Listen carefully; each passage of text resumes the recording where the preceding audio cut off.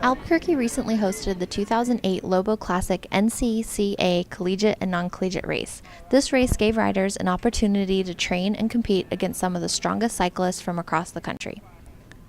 The race was held at Balloon Fiesta Park on March 2nd. This was the first race to kick off the collegiate season. The race was broken into groups A, B, and C, and by gender. Group A consisted of the strongest and most experienced riders, many of whom were from Fort Lewis College in Durango. UNM was represented by two riders, Matt Beck and Jesse Giordano.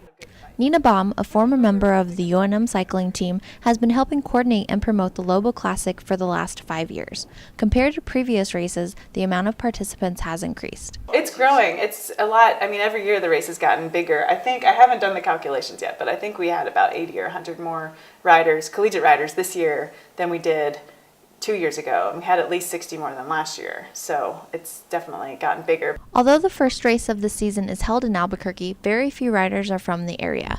Compared to the amount of participants from Fort Lewis College, UNM can't keep up.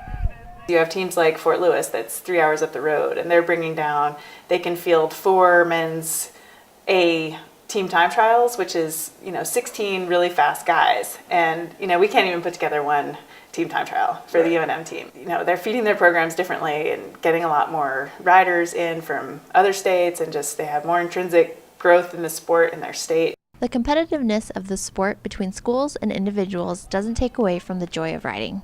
I really like the collegiate scene. It's really different from, the local race scene, which is mostly kind of old guys for the most part. And I feel like the collegiate scene is a lot more encouraging of women getting involved in the sport, and it's a much more supportive and friendly and mellower environment.